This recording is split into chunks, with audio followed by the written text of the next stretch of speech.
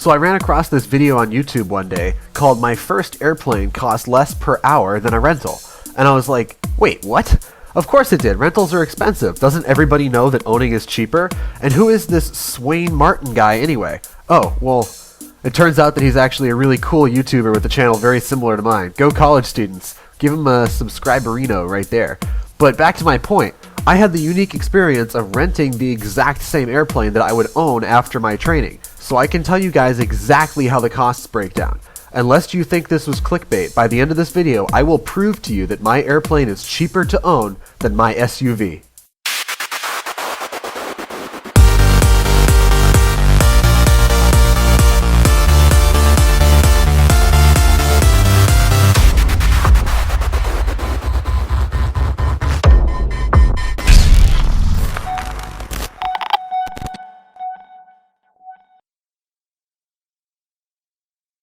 So first, what gives me the authority to tell you how much an airplane costs?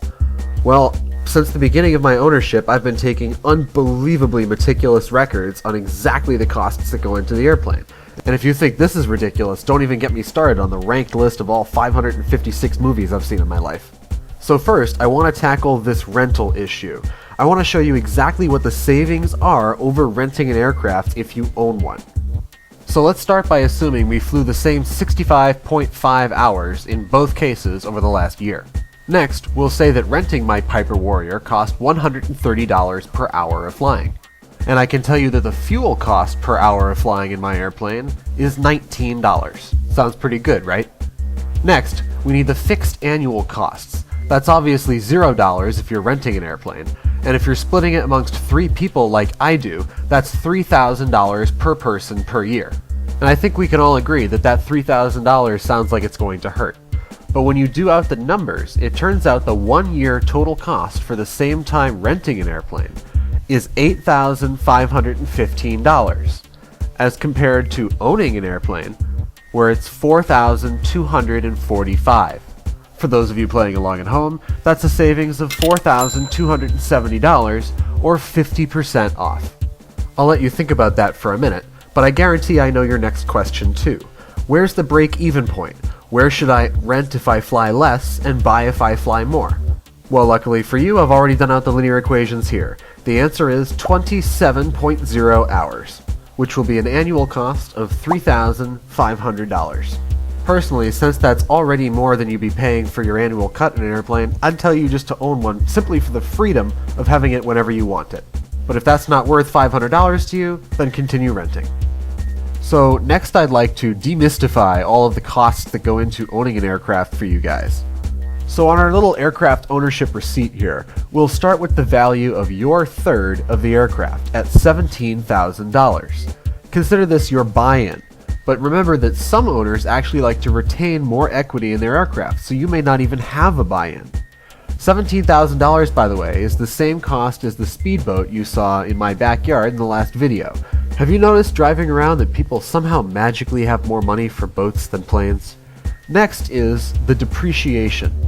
So airplanes, funny enough, are going up in value right now because there's not enough to go around to fit the new market. So we'll give it a negative depreciation of $500 per year. Next are the annual repairs, which includes the oil and annual, and that's $2,600 over the last year for our plane. I think that's pretty reasonable if you keep your airplane in good shape. Next, the number of hours you fly per year. Let's say in this case it's 80 hours per year, which is a little bit more than I did this year. The mileage you get out of that, in case you're curious, is 6,000 miles. Gallons per hour of 7.5, that's 64 hours on the tachometer, and you'll burn 480 gallons of fuel. I have a fuel discount at a local airport just by keeping a tab with them that brings my fuel cost down to 3.6. That's $3.60 a gallon, giving me a total fuel bill of $1,720 this year.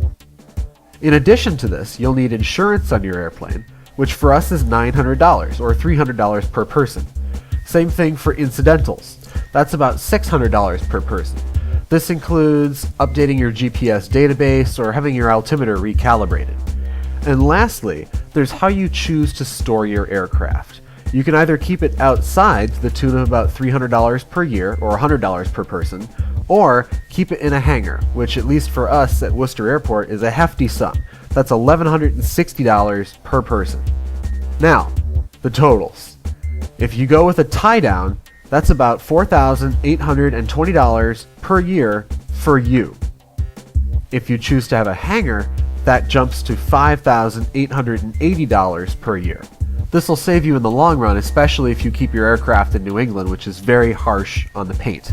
Alright, here comes the big moment. Let's do the same thing really quickly for my SUV. Last year, my truck was worth $14,000 with an annual depreciation of $600, annual repair $1,500, mileage 8,000 miles, miles to the gallon 17, total fuel burn, oddly enough, same thing as the airplane, 480 gallons. Fuel was an average of $2.87 in New England last year, giving me a total of $1,380 on gas. Insurance is $1,300 if you're under 24, and incidentals of $100 given like tolls and oil changes. That's a total of $4,880. I hope you're ready to do a double take. That's right, for me to virtually own my own aircraft last year cost $60 less than owning a car. So now you have no excuse to not... Oh wait, there's more? Yeah, if you fly with a lot of friends like I do, we'll say an average of 2 friends per flight, you can ask them to help pay for the flight. As a private pilot, you can't make money off your flying, but as per the FARs, you can ask each passenger for their pro rata share of the operating expenses per the flight.